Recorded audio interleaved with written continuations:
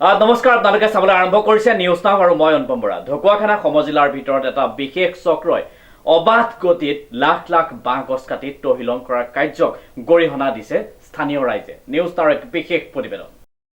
আজি কিছুদিনৰ পৰা ঢকুৱাখানা সমজিলাৰ ভিতৰত বিশেষ চক্ৰ এটাই অবাধ গতিত লাখ লাখ বাঁহ গছ কাটি তহলিং কৰিবলৈ ধৰিছে ঢকুৱাখানা অঞ্চলত। দৈনিক বহুতো গাড়ীত সীমা সংখ্যা নোহোৱাকৈ এনেধৰণে বহিৰাজ্যলৈ বাঁহ সৰবৰাহ হোৱা দেখি সাধাৰণ জনতা হতভম্ব হৈ পৰিছে।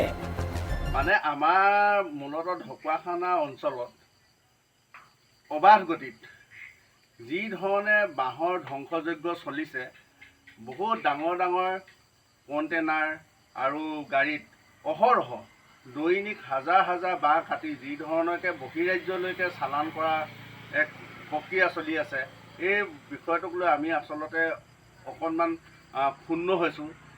মূল কথাটো হ'ল, চৰকাৰী কোনোবা নীতি নিয়ম আছেনে নাই এনেকৈ এই ধৰণে বাঁহসমূহক সমূলাংশে মানে ধ্বংস কৰিবৰ কাৰণে চৰকাৰে কিবা অনুমতিহে প্ৰদান কৰিছে নেকি? ইয়াত চৰকাৰৰ কৰণীয় কিবা আছেনে নাই আমি জানিলে ভাল হ'ম, প্ৰথম কথা। দ্বিতীয় কথা হ'ল, এই ধৰণৰ যি পদক্ষেপ লৈ মানে কাৰোবাৰ ব্যক্তিগত স্বাৰ্থৰ কাৰণে এনেধৰণে আমাৰ এই অঞ্চলত বাঁহ কটা কাৰ্যই যে আমাৰ এই অঞ্চলত প্ৰাকৃতিকভাৱে এক প্ৰভাৱ পেলাব, কুপ্ৰভাৱ, এই কথাটো নিশ্চিত। গতিকেলৈ আমি সদৌ অসম আহোম সভাৰ লখিমপুৰ জিলা সমিতিৰ ফালৰ পৰা আমি মুখ্যমন্ত্ৰী তথা আমাৰ লখিমপুৰ জিলা ঢকুৱাখানা সমজিলা প্ৰশাসনক এই বিষয়টো এক পদক্ষেপ ল'বৰ কাৰণে এটা নিৰ্দিষ্ট নিয়ম মাফিক যাতে এনেধৰণে কেতিয়াওতো হ'ব নোৱাৰে।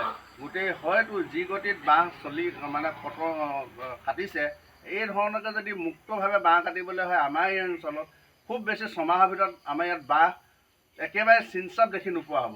গতিকেলৈ আমি আপোনালোকৰ জৰিয়তে আমি চৰকাৰলৈ, মুখ্যমন্ত্ৰীলৈকে, চৰকাৰে কোনো ধৰণৰ অসম চৰকাৰে চাগে ইয়াত ৰাজহো নাপায়, কোনোবা বহিৰাজ্যলৈকে এই বাঁহ চালানৰ প্ৰক্ৰিয়াটোক এক পদক্ষেপ লৈ আমাৰ ইয়াত সুস্থিৰভাৱে পৰিৱেশ বাতাবৰণটো বৰ্তাই ৰখাত সহায় কৰিব বুলি আমি আশা ৰাখিছোঁ। ধন্যবাদ। উল্লেখযোগ্য যে বয়োজ্যেষ্ঠসকলে এনেকৈ বাঁহ কটা কাৰ্য পূৰ্বে কেতিয়াও দেখা পোৱা নাছিল বুলি উল্লেখ কৰি এনেধৰণে যদি বাঁহ কাটি থকা কাৰ্য অব্যাহত থাকে, অনাগত 6 মাহৰ ভিতৰত ঢকুৱাখানাত যে বাহনীসমূহ একেবাৰে নিঃশেষ হৈ যাব সেই কথা নিশ্চিত বুলি জানিবলৈ দিয়ে। এনেধৰণে বাহনীসমূহ অবাধ গতিত ধ্বংস হ'লে প্ৰকৃতিৰ ওপৰতো বিৰূপ প্ৰভাৱ পেলাব, সেই কথাকে লৈ ঢকুৱাখানাৰ অগ্ৰণী প্ৰকৃতিৰ সংঘ মেগামিক্স সংঘই প্ৰশাসনক অৱগত কৰি থোৱাৰ কথা জানিব পৰা গৈছে। কিন্তু অভিযোগ অনুসৰি প্ৰশাসনে এই ক্ষেত্ৰত কোনো পদক্ষেপ গ্ৰহণ কৰা নাই বুলি অতি দুখ প্ৰকাশ কৰিছে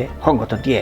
অসম চৰকাৰে কোনো ধৰণৰ ৰাজহ নোপোৱা বহিৰাজ্যলৈ নিতৌ এনেকৈ বন সম্পদ ধ্বংস কৰি বাঁহৰ সৰবৰাহ হোৱা কাৰ্য দেখি সদৌ অসম আহোম সভা লখিমপুৰ জিলা সমিতিয়ে ক্ষোভ প্ৰকাশ কৰিছে। লগতে এই বিষয়টি চৰকাৰে গুৰুত্বপূৰ্ণ হিচাপে লৈ এক ব্যৱস্থা গ্ৰহণ কৰিবলৈ দাবী জনাইছে।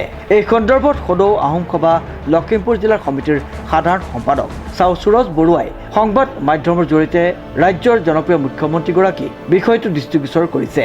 চৰকাৰ আৰু প্ৰশাসনে অতি সোনকালেই ইয়াৰ ওপৰত নিয়ম নিৰ্ধাৰণ কৰিব বুলি আশা প্ৰকাশ কৰিছে সাধাৰণ সম্পাদকগৰাকীয়ে। Bureau' report, news now.